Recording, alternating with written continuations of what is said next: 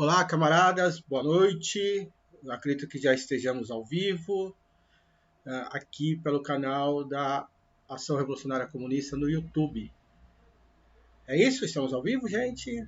Pessoal aqui da equipe. Olá, então, boa noite a todos e todas. Eu sou Luiz Keck, da RC, e vamos falar um pouco hoje sobre a tragédia brasileira em 5 atos. Bom, antes da gente começar, a gente lembrar que estamos sempre subordinados, aí, submetidos a uma cortina de ferro dos algoritmos das redes sociais, né, das big techs. Então a gente sempre pede para quem estiver acompanhando ao vivo aí que possa mandar um comentário, curtir a transmissão, enfim, para que a gente consiga romper essa cortina de ferro dos algoritmos e possamos alcançar mais e mais camaradas aí que queiram fazer um bom debate sobre o país, sobre questões geopolíticas, enfim, dentro de uma perspectiva do materialismo histórico, né? E aí já dando boa noite aí ao camarada Roberto, que já está nos acompanhando. Também gostaríamos de lembrar que a RC está fazendo um sorteio, né? Vai realizar um sorteio do livro Textos no Calor da Hora, que é uma coletânea de textos do camarada Lenin, aí, durante o processo da Revolução Russa, que foram publicados pela Expressão Popular. E aí, para você poder participar desse sorteio, é preciso que você curta essa transmissão e marque ali 3 camaradas, 3 amigos, enfim, 3 pessoas que você queira aí compartilhar essas possibilidades, ou no Facebook da RC, ou na página do Instagram da RC, tá legal? E aí você marcando essas pessoas, você já está participando do sorteio aí com a possibilidade de ganhar esse livro aí, vamos torcer. E essa é uma ideia que a gente tem, de fazer com que mais pessoas cheguem aqui na nossa página, cheguem nossas ideias e compartilhem, né? Lembrando que a RC é uma ação, ali, a gente não se coloca como um partido ou algo assim, a gente é uma ação de camaradas que fazem aí a sua luta pela Revolução Socialista no Brasil. Marcelo Carvalho mandando boa noite, camarada Marcelo. Seja muito bem-vindo aí ao nosso debate. Também estamos nossos primeiros minutos, em que aqui as camaradas da RC estão fazendo a divulgação da transmissão agora, nesse momento aí nos grupos de WhatsApp, de Telegram, enfim, né, divulgando aí para mais pessoas poderem nos acompanhar aqui ao vivo aí durante, né, esses debates e comentando, a gente sempre comenta, a gente sempre debate aí com os comentários que os camaradas fizerem. Bom, a gente vai falar hoje, né, o tema, a tragédia brasileira em 5 atos, que é uma espécie de uma síntese, né? A gente, aqui nas nossas análises marxistas, a gente já deixa isso sempre muito claro, não é um momento de formação teórica, né? Não é essa a ideia, mas é um momento de um debate sobre situações, questões que estejam quentes, né? No calor da hora, da última semana, das últimas 2 semanas, a partir de um olhar, né? A partir de do referencial teórico do materialismo histórico, né? Só que de tempos em tempos a gente costuma fazer uma espécie de uma síntese, né? Pegar o conjunto do que tem acontecido e fazer uma síntese, aí uma síntese que nos ajuda ao longo desse processo de análise, conseguir entendê-las nas suas conexões, né? Nas suas continuidades, nas suas aproximações, também nas suas descontinuidades, ainda que elementos do mesmo processo. E hoje é um dia de fazermos isso, de entender então o que é a tragédia brasileira em 5 atos, e aí, só que a gente vai começar o porquê a gente escolheu esse termo, né, tragédia. Eu quero já lembrar que essa ideia, né, tragédia brasileira em 5 atos, a gente integra um grupo de estudos, né, um grupo de debates, né, que é o Conversas do Caminho, e que é um grupo de camaradas e pessoas super bacanas, e ali a gente colocou uma ideia de que, olha, estamos acompanhando, né, esse processo histórico que a gente vive no Brasil, ele é uma verdadeira tragédia, e uma tragédia em 5 atos. Mas para a gente poder abordar essa questão, a gente vai ter que entender um pouco o que estamos querendo dizer com tragédia e quais são esses 5 atos, né? Então a gente ouve muito o termo tragédia quando um barranco cai, uma catástrofe acontece, a gente fala assim, olha, isso foi uma tragédia. Na verdade, a gente usa o termo tragédia de uma forma muito corriqueira, né? Muito dentro do senso comum, não está errado, né? Mas se a gente for pensar a tragédia naquilo que ela é de fato, né? Entendê-la como um conceito mais aprofundado, mais coerente, o cair do barranco, né? Enfim, não é uma tragédia, é uma catástrofe, né? Mas não é uma tragédia, né? Então a tragédia, ela é a gente acabou de ter aí a participação de um vizinho passando com seu carro e sua música muito alta. É algo muito comum aqui no bairro que nós moramos, né? Que é um bairro popular, né? E eu acredito que a nossa transmissão vai ficar um pouco... Passou, né? Vamos torcer para a festa e esperar um pouquinho para começar. Talvez seja o pessoal comemorando aí já previamente o jogo de daqui a pouco entre Brasil e Argentina na Copa América. Mas enfim, continuando, né? Então a tragédia, ela é um conceito utilizado na dramaturgia e que tem sua origem no teatro grego, né? A partir lá do século VI e V a.C. E a tradução muito direta de tragédia é canto ao bode, porque era sacrificado um bode durante as celebrações religiosas e que a tragédia fazia parte, né? Porque representava ali o deus Dioniso. As tragédias eram feitas em sua homenagem, então era um canto, né? A tragédia era um canto, boa parte das tragédias eram em forma de canto, então canto ao bode. Mas ela tem um significado mais profundo que isso, né? Do que além da tradução direta. Então a tragédia, ela surge no teatro grego com uma ideia de uma história já pré-determinada, né? Existe como se existissem mecanismos que fizessem com que a história se desenvolvesse a partir de uma provocação. A partir de uma provocação, um conjunto sistematizado de acontecimentos começavam a ocorrerem, né? Então, normalmente, um herói trágico, isso na Grécia Antiga, ele cometia um erro e, a partir desse erro, um conjunto de determinações dos deuses gregos eram acionadas e, a partir daí, esse sujeito, né, esse herói trágico, chegava no seu destino. Então, de certa forma, a ideia de tragédia é um destino pré-determinado, mas ele não é pré-determinado em abstrato, ele é pré-determinado a partir de uma escolha humana. E depois desse termo, ele também vai ser recuperado, né? As tragédias vão ser recuperadas a partir do século XV e XVI, e aí nós temos talvez um dos maiores grandes trágicos desse período, que é o Shakespeare, né? E cujas tragédias, tanto uma peça como Romeu e Julieta, como as peças históricas do Shakespeare, também vão trabalhar com essa ideia de, a partir de escolhas e de determinações que estão postas, os sujeitos precisam cumprir seu destino.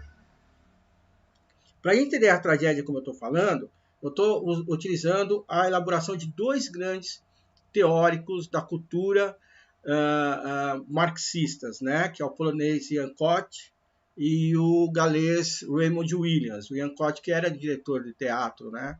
Da antiga Polônia socialista.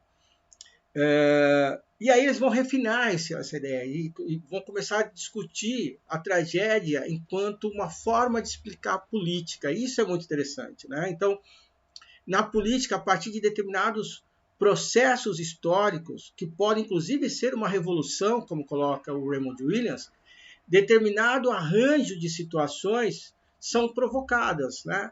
Então, quando o Raymond Williams discute a questão da violência revolucionária, ele deixa claro, olha, a violência não é uma escolha primeira de ninguém, mas a partir do momento que se procura uma revolução, há que se entender que vai existir um processo de violência, sobretudo a partir daqueles que não querem a revolução, que é o que a gente acompanhou na Revolução Russa, na Revolução Cubana, em todos os processos revolucionários, né? Que as forças reacionárias provocam a violência contra-revolucionária. Então a gente vai utilizar essa ideia de como que determinado escolhas de sujeitos e grupos políticos, sobretudo de grupos políticos, né, escolhas de classe, acionam, né, provocam um conjunto de determinações que começam a operar e provocar o conjunto, né, provocar as transformações que a partir daí se tornam inescapáveis. E aí a gente vai começar a entender, então, a história recente do Brasil como uma tragédia, né? Como uma tragédia, ou seja, como um conjunto de situações que começam a ser operadas e começam a se tornar determinações inescapáveis a partir de um processo de escolhas de determinados sujeitos agindo por suas determinações de classe. E aí, essa nossa tragédia ela vai ter 5 atos. E aí, quais são esses atos? O primeiro ato é a construção de uma crise econômica no país, né? Uma crise econômica que surge no momento em que as forças políticas colocadas naquele momento se percebem no novo arranjo, né? E que novo arranjo são esses? E quais são as forças políticas que se colocam? Nós tínhamos ali um arranjo que era o famoso baixo clero do Congresso, também hoje chamado de centrão, e que alguns querem nos convencer de que se trata de um centro democrático, sempre subserviente ao poder colocado. Então esse centrão já tinha sido base Fernando Henrique, já tinha sido base Collor, já tinha sido base de todos que todos estiveram no governo, né? Do Lula, da Dilma, com um detalhe, né? O centrão sempre muito forte, sempre muito forte. O filósofo político da Unicamp, né, o Marcos Nobre, ele fala que o centrão ele tem uma força não de provocar, né, ou pelo menos quando ele aborda esse tema, não de provocar, mas de retardar ou impedir que qualquer governante pudesse tocar sua agenda. Então, ele sempre se tornava uma espécie de um gargalo com que todo governante precisava negociar. Acontece que as negociações do Centrão com os presidentes de direita eram quase que negociações entre irmãos, né? Eram negociações entre irmãos. Mas quando o PT assume o governo, ao invés de optar por governar com a classe trabalhadora, com o povo nas ruas, ao invés de tentar governar com a força da mobilização popular, o Partido dos Trabalhadores busca também o apoio do Centrão. Só que não é um acordo entre irmãos, é um acordo talvez entre primos. E nesse acordo entre primos, o PT teve que negociar muito, né? Teve que oferecer muito. Aquilo que governos como Temer, Fernando Henrique, o Collor não tiveram que oferecer, lembrando que o Collor foi derrubado também pelo Centrão, quando ele ousou desafiar o Centrão, o PT teve que oferecer muito mais. E nesse oferecer muito mais, o Centrão ganhou força, sobretudo quando o Centrão se tornou base aliada, não apenas base aliada no Congresso, mas se tornou parte do governo ao assumir a vice-presidência da República na figura do Temer. Esse movimento que o PT fez de aproximação com o Centrão criou força, transformou o Centrão em um aglutinado de forças políticas regionais em uma grande força política nacional, né? As escolhas do PT nessa parceria feita com o Centrão transformaram o Centrão numa grande força nacionalizada e quase que completamente unificada, o que eles não eram antes, né? Antes eram não passavam de um aglomerado de chefes locais que entendiam ali parcamente sua força política. Agora não, eles se tornaram uma força unificada e nacionalizada. E aí começaram a atuar contra o PT. Né? Eles estavam na base aliada, estavam na cadeira da vice-presidência, mas começaram a ganhar força política. E depois de uma disputa interna entre o Centrão, né, e numa disputa interna que envolveu a própria figura do Temer, a figura de Renan Calheiros e a figura de Eduardo Cunha, então vice-presidente da República, o presidente do Senado e o presidente da Câmara naquele momento, uma disputa interna entre eles, naquela ocasião vencida pelo Temer, criou, né, consolidou essa unificação do Centrão, e aí eles tiveram força para derrubar a presidenta Dilma, criar uma crise política, concorreu muito para isso, né? A instabilidade de um desenho, de um sonho que se tinha de um país de centro-esquerda, que surge a partir das crises, dos atos de 2013. Os atos de 2013 deixaram claro, expuseram, o PT não é um partido de esquerda, né? O PT é um partido que está associado com a burguesia, isso ficou muito claro, ainda que os atos de 2013 também foram insuficientes para consolidar uma nova força de esquerda, uma nova unificação das forças de esquerda no cenário nacional. No vácuo dessa crise, nós temos nosso primeiro ato dessa tragédia, e que vai levar para o segundo ato dessa tragédia, que é a deposição da presidenta Dilma, de fato, né? Quer dizer, quando a Dilma é deposta, quando ela perde o governo, a gente tem a ascensão dessa força, dessa contraforça do Centrão, que deixa de ser uma contraforça e se torna ele a força governante do país, e quando ele se torna a força governante do país, novos instrumentos históricos, né, novos desenvolvimentos históricos começam a ocorrer, no sentido, sobretudo, de impedir a volta do PT ao governo, que era a prisão do Lula, né? Quer dizer, não apenas prender o Lula, mas tirar o Lula da corrida. Então, a prisão do Lula se torna o terceiro ato. E isso é interessante, né? Não é prender o Lula, é tirar o Lula da corrida eleitoral, né? Esse era o objetivo. E se tira o Lula da corrida eleitoral para que a gente consiga, né? Para que o Centrão consiga levar ao quarto ato, né? Que é a própria eleição do Bolsonaro. Como já discutimos aqui em outra ocasião, a ideia, o que nos parece, não era tanto eleger Bolsonaro, era eleger uma figura da direita. E a figura da direita, provavelmente, que era mais interessante naquele momento, era o Alckmin, talvez a segunda, o Henrique Meirelles. Mas, por situações ali postas naquele momento, eles não emplacaram como candidatos, né? E aí coube a burguesia nacional acabar se associando à figura do Bolsonaro, né? Naquele discurso, a gente coloca, e se não gostarmos dele, nós tiramos o Bolsonaro do governo. Então a eleição do Bolsonaro se torna aí um dos novos, né? Se torna o quarto ato dessa tragédia brasileira. E a eleição do Bolsonaro, que atendeu, né, no começo aos interesses da burguesia, atende ainda os interesses da burguesia, que começa apenas a naufragar quando, da forma extremamente criminosa com que o governo faz a gestão da pandemia no Brasil, e levando aí à morte mais de 500 mil de brasileiros, fazendo com que, então, parte dessas forças golpistas brasileiras se voltem contra o Bolsonaro. E aí nós estamos na iminência, ou estamos aí no início desse novo ato, dessa tragédia que ainda não se encerrou, que é o esforço e a tentativa pela deposição do Bolsonaro, né? Uma deposição do Bolsonaro, né?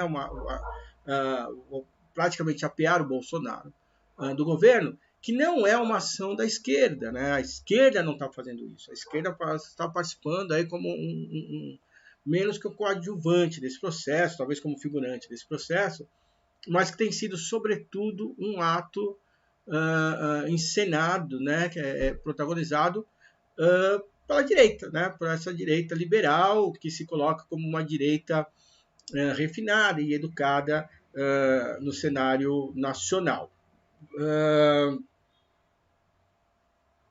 Bem, eu coloquei aqui agora, então, de forma muito resumida, né, esses 5 atos, né? Lembrando que o quinto ato ainda está sendo encenado nacionalmente. Agora a gente vai tentar aprofundar um pouco mais esses 5 atos, né? Só repetindo, né? Então, o primeiro ato, a construção da crise econômica. O segundo ato, né? A deposição da presidenta Dilma. O terceiro ato, né? A prisão do Lula no sentido, com o efeito de impedi-lo de que fosse candidato, né? De que concorresse às eleições. O quarto ato, a eleição do Bolsonaro. E, por fim, a tentativa de apear Bolsonaro da presidência. O que a gente percebe então é que o diretor, né, os diretores, né, dessa tragédia, talvez os autores e diretores dessa tragédia, talvez seus principais personagens, seja a direita tradicional brasileira.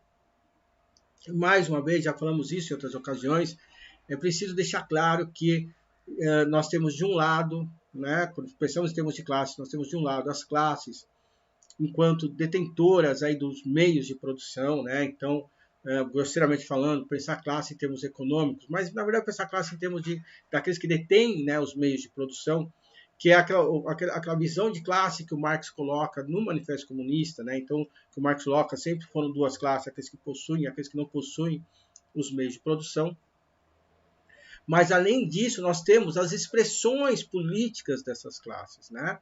Então, quando pensamos as expressões políticas dessa classe, tudo se torna muito mais diversificado e difuso, porque nós vamos ter vários agrupamentos, várias leituras de mundo, várias ideologias que estão expressando os interesses ou que pensam expressar os interesses dessa classe.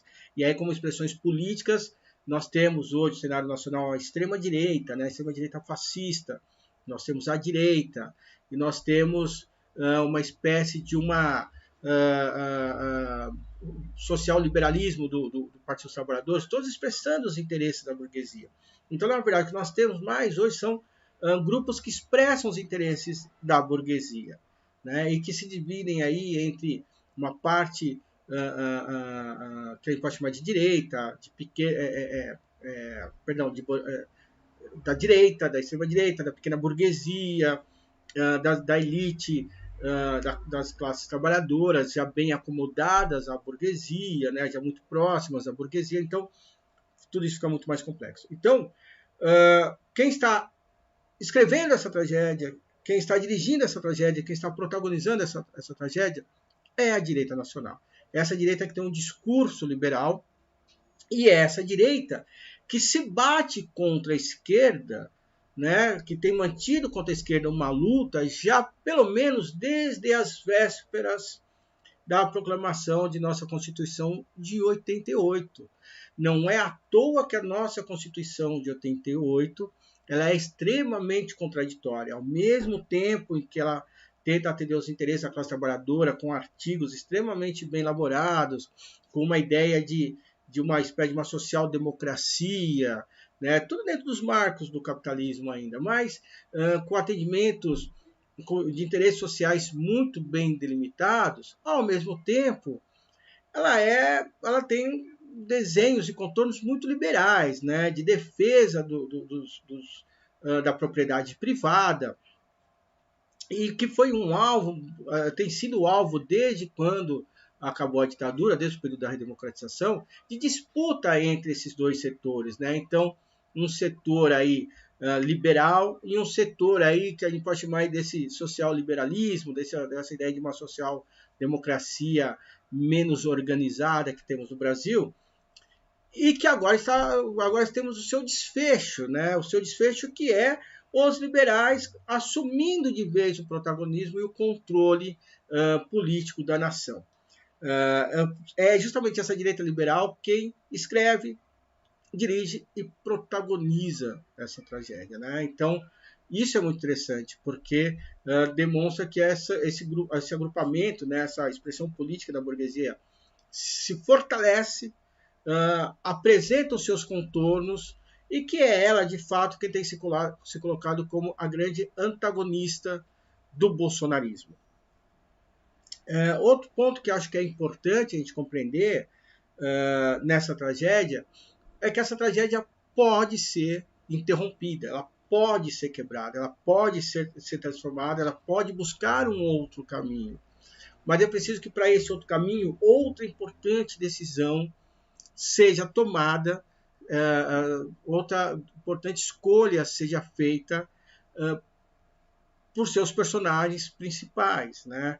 E nesse caso é o que as nossas organizações, né? O que os nossos dirigentes de organizações podem escolher, podem fazer, né? Eles vão continuar a reboque, como nós já colocamos aí na transmissão passada, né? Vamos continuar no reboquismo dessa direita, ou vamos nós começar a reescrever essa tragédia, transformá-la colocá-la em um outro patamar, em um outro desenho, em um outro processo. Isso significaria então que partidos como o PT tomassem uma decisão extremamente improvável por parte deles, que seria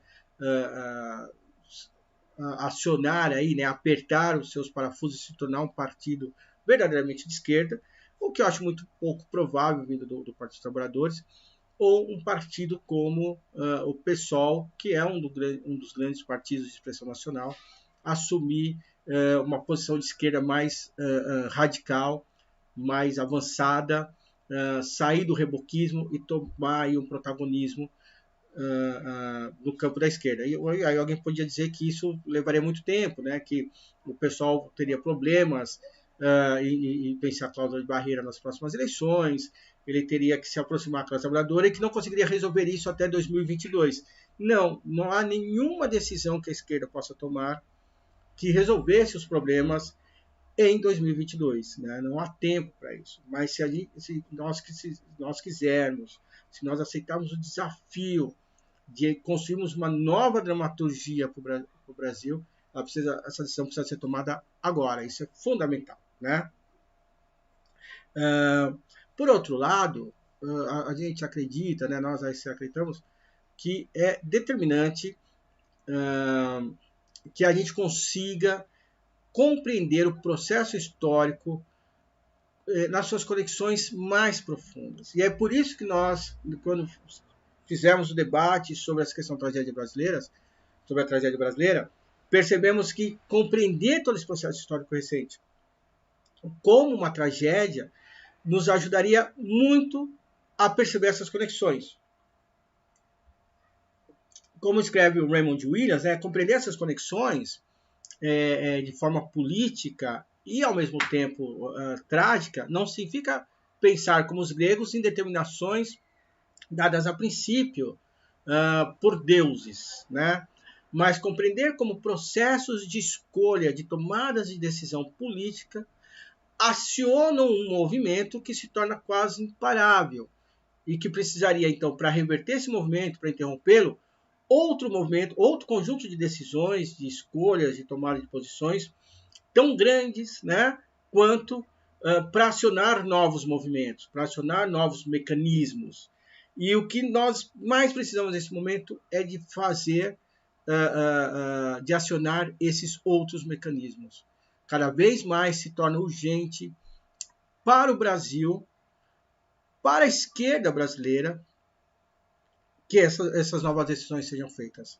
Nós não temos mais tanto tempo, né? Nós estamos entre continuar tendo Bolsonaro à frente do país, seja por uma nova eleição do Bolsonaro em 2022, seja por algum tipo de golpe, de tomada de poder ou de interrupção do processo das eleições. Enfim, não adianta a gente ficar tentando fazer previsão, mas, de alguma forma, a manutenção do governo Bolsonaro ou a ascensão de uma direita que se diz liberal, que se diz democrática, mas que tem a mesma agenda econômica do Bolsonaro, tem a mesma agenda privatista do Bolsonaro. Não acreditem que hoje essa direita que diz viva o SUS não vá privatizar o SUS logo depois que assumirem o governo. Não acreditem que essa direita hoje percebe a importância de serviços públicos. Mandetta, que virou uma espécie de um querido de parte da esquerda, né, era um dos que mais pregavam sobre a privatização do SUS. E nada nos convence de que, passada a pandemia, ele não vai ser um daqueles que defendam essa privatização, né? Não podemos nos iludir. Agora, nas tragédias,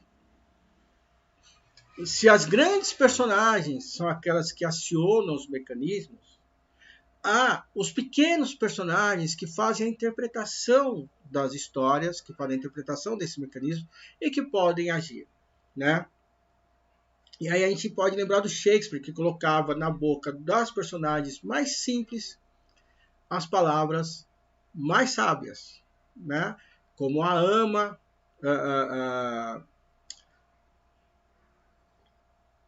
como a ama de Desdémona, né? Em Otelo, como o coveiro em Macbeth. Enfim, são nesses personagens que estão as palavras mais sábias. E quem são esses personagens na nossa tragédia? Somos nós, classe trabalhadora. Se as nossas lideranças não agirem, que possamos agir nós, que possamos nós pressionar as nossas lideranças. Mas para isso é fundamental que possamos entender o nosso papel não de figurantes dessas histórias, mas que possamos assumir nosso papel de protagonista nessas histórias. Assumam o protagonismo, né? Organizem-se, né? Procurem parceiros, procurem novas organizações. As pequenas organizações devem se unir.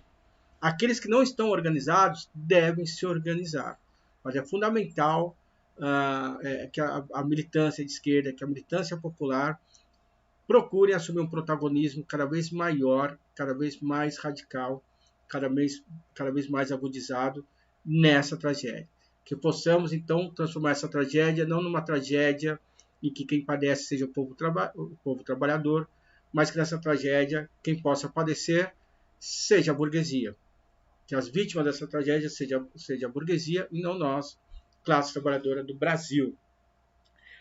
Eu vou aqui dar uma olhada nos comentários, eu estava olhando aqui, eu vi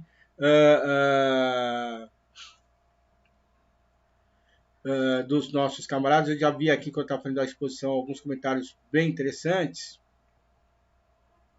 e eu acho que a gente pode partir a continuar a nossa exposição a partir deles. Então, boa noite, meu xará, Luiz, também grande camarada, muito querido camarada e amigo Luiz, que é também do grupo Conversas do Caminho, que eu citei no começo da nossa transmissão, um dos grandes interlocutores que nós temos.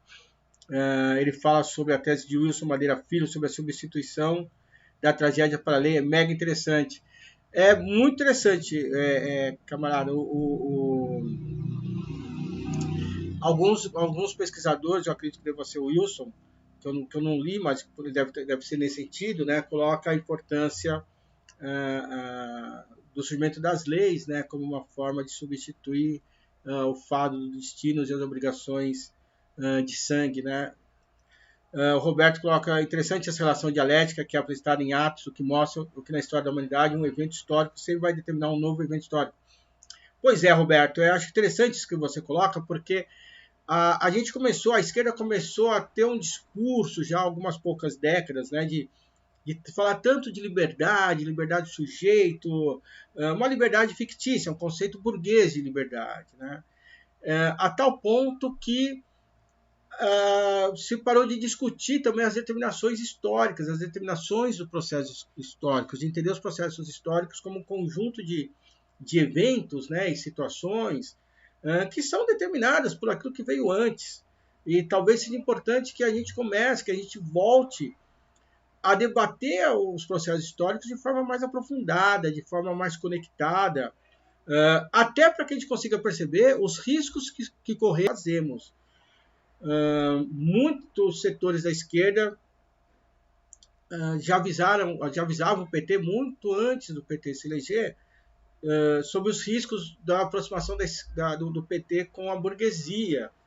Talvez se as direções do PT estudassem mais tragédia, enfim, se estudassem mais as determinações históricas, talvez tivessem entendido. E é uma pena, né? Sabemos que dentro do PT existem e já existiram muitos grandes intelectuais. Boa parte deles foi crítica a essa aproximação e acabaram sendo silenciados dentro do próprio partido, né? É uma pena.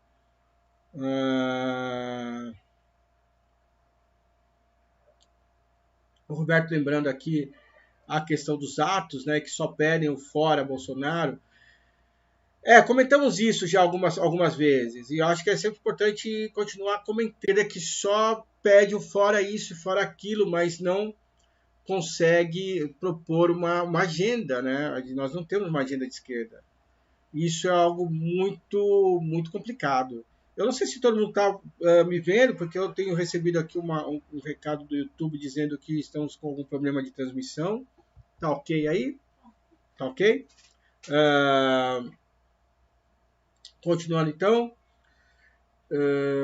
Roberto lembrando aqui. Não, o Luiz colocou aqui que.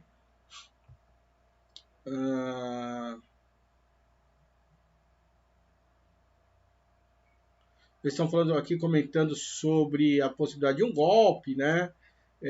Eu particularmente acho que não existe nenhum motivo para a direita dar um golpe no país, porque está tudo da forma como eles querem, né? Porque a gente tem uma disputa entre direita e extrema-direita, mas particularmente eu acredito que o golpe já foi dado. E quando eu penso que o golpe já foi dado, o que eu quero dizer, na verdade, é que o golpe ele surge como parte do primeiro ato dessa tragédia, né? O que nós temos visto, até o que nós temos vivido até agora é só o desenrolar desse golpe. Mas o golpe já foi dado, né? Parece que nós estamos sempre vivenciando a espera de que algo vai mudar, quando algo já está mudando, e está mudando para pior. A gente não consegue perceber tais mudanças. É como se estivéssemos sempre num momento de espera. E isso é muito ruim, porque baixa nossas guardas, né? Nos coloca não como combatentes de um momento histórico, mas nos coloca como espectadores de um momento histórico. E o combate já começou, né? A guerra já começou. O processo, né, de embate já começou, e nós ainda estamos em nossas barracas de campanha achando que pode ser que não tenha guerra nenhuma. Isso é muito ruim.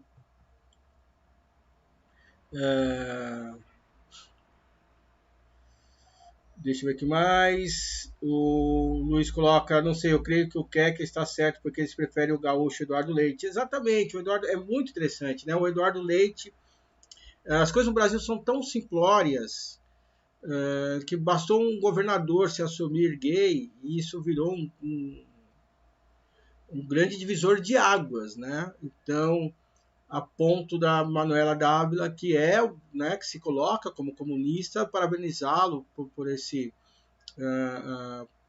para sua decisão né, de se colocar publicamente, né? E tudo bem, né? E ela faz uma postagem bonita dizendo que, olha, estamos lá diferentes politicamente, mas fico feliz e vivo o amor. Não, gente, é absurdo, né? A gente não deve parabenizar o inimigo, mesmo quando ele faz o certo, né? Mesmo quando o inimigo faz o certo, não se deve parabenizar o inimigo. O inimigo é um inimigo. O inimigo de classe não é um adversário político. Adversário político é aquela pessoa que está no momento de oposição a você, mas está no mesmo campo político. O inimigo de classe é o inimigo. E ponto final. Né? E ponto final. Qualquer coisa que aconteça entre os nossos inimigos não deve ser objeto, não deve ser motivo, não deve ser algo que a gente deva comemorar parabenizando o inimigo por uma boa escolha, né? A única boa escolha que o inimigo pode fazer, que a gente deve parabenizar, é quando eles resolvem dar um tiro na própria cabeça, né? Mas, enfim, o governador Eduardo Leite se torna aí um dos grandes nomes da direita, tenta se construir, né, uma narrativa atual de uma terceira via, né? Isso é muito interessante, né? Uma ideia do tipo, não queremos os extremos, nem Lula, nem Bolsonaro, como se eles fossem extremos, na verdade, temos que buscar um outro elemento, né? Esse talvez seja o grande desfecho desse quinto ato, né? Talvez seja o grande personagem que vai surgir nesse quinto ato, o grande personagem que vai resolver toda a história. para a direita. Né? Essa, como eu disse, essa tragédia é escrita, dirigida e protagonizada pela direita. A direita não constitui os seus grandes personagens aparentes, mas quem está por trás de tudo isso é a direita, e talvez o grande personagem da direita surja agora, mecanicamente, de forma biônica, nessa reta final pré-eleitoral. E aí o Eduardo Leite se torna uma grande figura. Né? Então, branco, bem educado, elegante, bonito, uma fala extremamente sofisticada e gay. Né? E gay. Então, é o filho, é o genro que toda mãe gostaria de ter. Né? Antigamente tínhamos essa expressão. E o Luiz lembra que ele é tudo que a direita gosta, mas ele é tudo que a direita gosta e, lamentavelmente, ele é tudo que ainda boa parte da população gosta, porque boa parte da população ainda está imbuída dos valores burgueses. Isso é super compreensível, na medida em que a esquerda não consegue construir outros valores para a classe trabalhadora. Na medida que a esquerda não debate questões de valores, não debate questão de uma moral da classe trabalhadora, de uma moral revolucionária, na medida que a esquerda não consegue entender os processos políticos, os processos subjetivos que moldam a visão política da classe trabalhadora, a classe trabalhadora acaba abraçando, né, os códigos culturais da própria direita. É aquela questão que o Marx já colocou quando ele disse que a ideologia da classe dominante é a ideologia dominante. E a esquerda parece que não percebeu isso. Né? A esquerda luta aí para que quem faça a cabeça do povo seja a escola pública, mas a escola pública é uma escola do Estado burguês. Na verdade, nós, da esquerda, deveríamos moldar a cabeça da classe trabalhadora. Né? Quando eu digo mudar a cabeça, eu digo construir a subjetividade. Mas a esquerda tem até um discurso tipo não podemos ter dirigismos de nada, isso é lamentável. Né? Transforma em dirigismo aquilo que deveria ser a construção de uma cultura.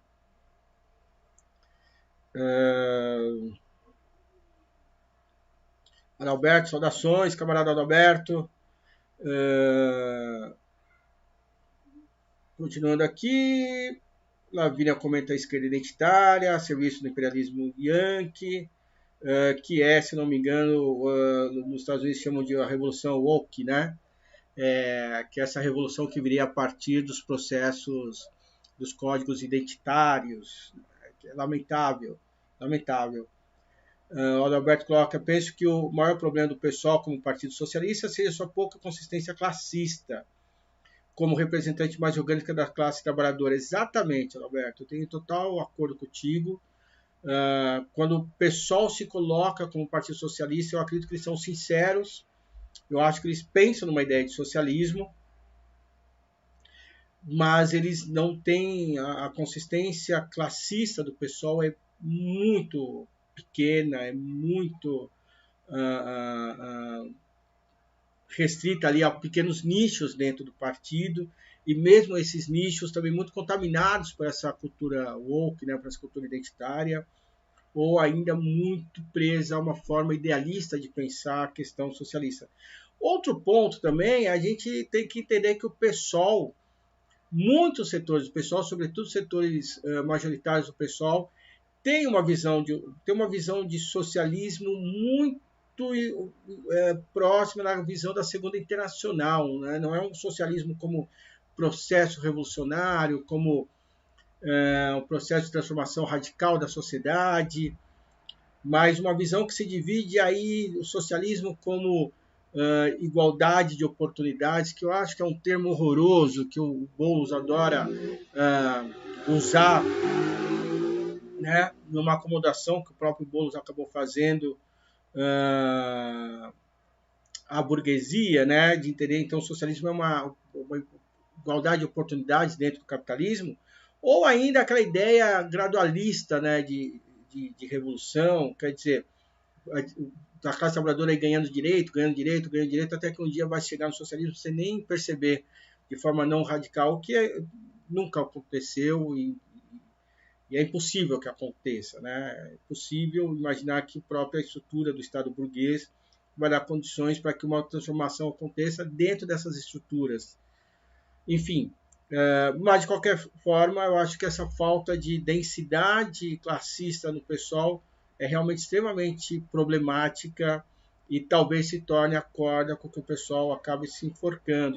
Vamos torcer para que não. Quando eu digo torcer para que não, porque no fundo o pessoal de todos os partidos que se colocam no campo da esquerda é um que acaba tendo maior visibilidade, né? Os outros partidos ainda têm uma dificuldade muito grande de crescer. Existe um partido com uma unidade popular pelo socialismo, que é o Partido Novo, que tenta se construir nesse campo e cresce, que parece ser uma aposta muito interessante. Enfim, mas de fato o que a gente pode dizer é que os partidos socialistas ainda têm pouca penetração junto à classe trabalhadora, no sentido de se tornar aí uma referência, né? Nós sempre falamos da importância de que esses partidos se tornem referências mesmo, né? Que a classe trabalhadora, quando pensa em partido, venha esses partidos à sua memória, que se torne até normais, né? Naturais aí no cotidiano da classe trabalhadora, o que ainda estamos um pouco distante. Enfim, temos que ocupar, participar. Quando eu digo ocupar, não é ocupar, mas no sentido de participar dessas construções. O Roberto disse que deu umas travadas nas transmissões, mas eu acho que já estabilizou, né, Roberto? Deixa eu ver aqui mais.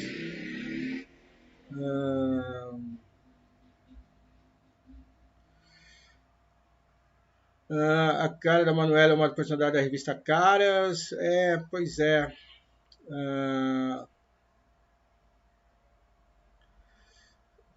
O Luiz lembrando de um debate que tivemos, né, no Grupo Conversa do Caminho. O problema foi que debatemos na quarta, acabou a dialética dentro das Forças Armadas.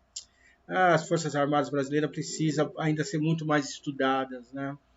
Ainda se tem muita ilusão em relação às Forças Armadas. E a gente não entende o Brasil se não entendemos as Forças Armadas. Muito mais que isso, não mudaremos o Brasil se não entendemos e não mudarmos as Forças Armadas. A gente participa de um grupo de estudo, temos estudados aí alguns períodos históricos, Grécia, Roma, os etruscos, e é muito interessante como a gente estuda a história, a gente não estuda as Forças Armadas naquele período histórico, mas quando você começa a entender a partir das Forças Armadas naqueles períodos, né, de como funcionavam, né, a gente percebe as transformações históricas do passado também vão muito em função de quem estava próximo dos exércitos. Isso, então, assim, as Forças Armadas são sempre o fiel da balança nos processos históricos. Não vamos esquecer, acho mais um detalhe, né? Eu vejo alguns canais de YouTube, tem alguns canais sobre questões militares, são bem interessantes, mas a maioria são de direita, né? São pessoas que manjam muito, mas que são de direita. E um deles que eu vi essa semana, alguém coloca que a União Soviética ganhou a guerra contra os nazistas com o esforço dos seus soldados, com a sua capacidade de combate e tal, mas que não teriam vencido, que eles não teriam isso, né, não teriam feito sacrifício se Stalin não fosse um ditador. E eu acho muito interessante como que nesses canais aqueles que fazem sacrifícios no Ocidente pela força do desprendimento, e quando isso é num país socialista é pela força de uma tirania. Mas eu acho que é fundamental, enfim, mas aí eu comentei ali nesse canal que é muito interessante como que não se lembra, que as pessoas não lembram que quando a Rússia ainda, né, estava na Primeira Guerra Mundial, os soldados simplesmente cansaram daquela guerra, né, viram que não fazia sentido a Rússia estar naquele combate e abandonaram os campos, né, de combate. Lógico que com a ação também dos bolcheviques muito grande dentro do exército e da marinha russa, Mas eles deixaram o campo de combate e foram quando eles começaram a deixar o campo de combate que o czarismo começou a ruir, as trincas no czarismo se tornaram mais evidentes, maiores e irreparáveis, né? Então, na verdade, assim, as Forças Armadas sempre são um elemento determinante nos processos de transformação.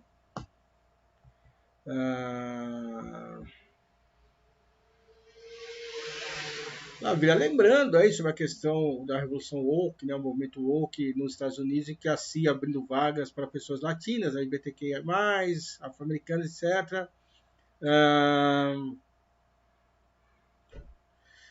Deixa eu ver o que mais. Luiz lembra escrevendo: a cor do PT serve a essa propaganda porque remete ao movimento que era diferente, os vermelhos soviéticos. Aí a propaganda deita e rola. E aí a propaganda deita e rola, pois é. Luiz lembrando que a causa de todos os problemas da humanidade é o capitalismo, as causas LGBT, negro e até sindicalistas são pulverizações do movimento revolucionário que impede nosso avanço. Pois é, eu acho até. Eu realmente acho que as questões identitárias, os vizinhos novamente se preparando para a festa de hoje, que as questões identitárias têm um papel importante, mas elas não são determinantes, né? Elas são expressões burguesas de problemas reais. Precisamos discutir os problemas reais das mulheres, LGBT e negros e outros, né, indígenas, mas por registro classista. Bem, camaradas, é esse o nosso debate de hoje. Um detalhe aqui, o Roberto coloca que o rei da Bélgica, sim, né, sobre o holocausto que a Bélgica fez no Congo, mas por serem negros não deram a mesma importância que foi dada aos judeus. Exatamente, né? É preciso discutir também o papel dessas etnias, né, desses grupos, e do poder que eles têm de colocarem suas causas umas à frente dos outros, e como essas causas são tomadas também, né? O estrago que os nazistas fizeram entre os judeus foi muito grande. Então, ninguém nega isso, né? Mas até a gente usar o termo holocausto é muito interessante, né? Porque o holocausto é um termo judaico, né? É um termo religioso, que não sei até que ponto não faz com que nós tenhamos uma leitura não tão próxima de uma leitura não política do processo, né? Talvez o genocídio judeu pelos nazistas seja mais interessante, né? Porque foi um genocídio, né? Não foi uma questão religiosa. Mas, para além disso, muitos judeus estiveram lá por serem judeus, por serem comunistas, por serem intelectuais, ciganos fizeram parte disso, os povos eslavos, enfim, né? Há muitas sobreposições que precisam ser pensadas e articuladas para compreender tudo isso. Mas sim, né, a Bélgica, voltando a falar sobre a questão do genocídio que a Bélgica provocou no Congo, né, que é pouco debatido. Como eu disse agora há pouco, eu acredito que todas essas questões LGBTQIA+, da população negra, população indígena, enfim, elas são reais, elas são importantes, né? Mas elas precisam ser vistas numa perspectiva classista, uma perspectiva de entender como elas estão dentro de uma articulação e não como elementos em separado, porque quando a gente discute a coisa em separada dentro do Estado burguês, as soluções se tornam soluções burguesas. E o que é uma solução burguesa? Olha, então a partir de agora o negro vai fazer propaganda de banco, o negro vai virar gerente de banco, o LGBTQIA+, vai virar o sujeito importante das transações capitalistas. Mas não se supera o próprio sistema capitalista. E se o sistema capitalista não estiver mais explorando essas pessoas, vão explorar outras pessoas, né? E, no fundo, essas pessoas, parte delas vão continuar sempre marginalizadas, né? Apenas suas representações dentro do Estado vão começar a se fazer mais presente. O fato de ter negros fazendo comercial de margarina, negros virando gerentes de banco, negros virando CEO de algumas empresas, não significa que a maioria dos negros não vai continuar pobre, não vai continuar miserável, não vai continuar sem acesso. Porque, no fundo, a maioria das pessoas serão pobres, serão miseráveis e serão pessoas sem acesso. O Adalberto fez um comentário, e o Adalberto coloca aqui, né, é interessante pensarmos o papel das derrotas militares das classes dominantes para o instalar das revoluções. Exatamente, né? Fala sobre a importância de preparar uma força revolucionária consequente. Enfim, exatamente. Eu acho que a gente precisa se debruçar mais sobre a questão militar, viu, Alberto? Sobre a questão das organizações militares, compreender o papel dos militares nos processos revolucionários. Não é à toa, não me parece uma coincidência que dentro dessas propostas revolucionárias que surgem nos anos 90 na América Latina, a mais avançada é justamente aquela que teve um militar como seu principal sujeito, que é a Venezuela. Né? Não vamos esquecer que o Hugo Chávez era um militar, né? Era um oficial, e era um oficial com uma influência dentro das Forças Armadas. E por isso as Forças Armadas venezuelanas conseguiram ser transformadas em forças revolucionárias. Acho que isso é muito importante de ser observado, que a gente pouco discute. A gente sempre pensa no Hugo Chávez, o presidente, né? Mas a gente não discute o Hugo Chávez, o militar. Qual que é o papel militar do Hugo Chávez no processo revolucionário da Venezuela?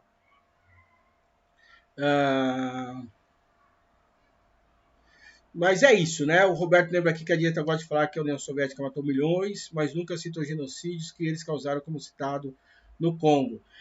A direita fala muita coisa, né? O que se fala da União Soviética é muito propagandístico da direita, né? E aí eu até sugiro a leitura de um livro do Rodrigo Pato, que é o Em Guarda contra o Perigo Vermelho, se eu não me engano, que fala justamente sobre a construção propagandística anticomunista ao longo do século XX, que eu acho que é fantástica, né? E a Lavínia lembra que Robespierre revira no caixão toda vez que chamamos os liberais brasileiros de esquerda.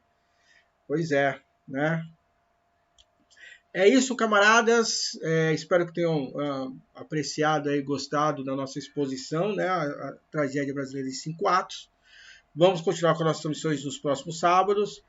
Não esqueçam aí do sorteio que estamos organizando do livro Textos do Calor da Hora, né? Textos do Lênin, uma coletânea feita pela Expressão Popular. E aí, para as pessoas concorrerem, é só curtir aí, né? Se inscrever no canal da RC e marcar 3 camaradas, seja no Facebook, seja no Instagram da RC. Isso é uma tentativa, né? Um esforço nosso, tentativa não, um esforço, né? Nosso para tentar superar aí a cortina de ferro dos algoritmos das Big Techs, né? Então nos ajude, colabore conosco. A Ação Revolucionária Comunista é uma ação que envolve militantes. Como a gente já disse, não somos necessariamente um partido, mas somos uma ação aí que congrega diversos militantes. Estamos sempre querendo dialogar com todos os camaradas e todas as organizações comunistas e revolucionárias. Abraços, saudações, fiquem bem, protejam-se e continuemos na luta, gente. Ainda estamos vivos e é só disso que nós precisamos para transformar. Abraços.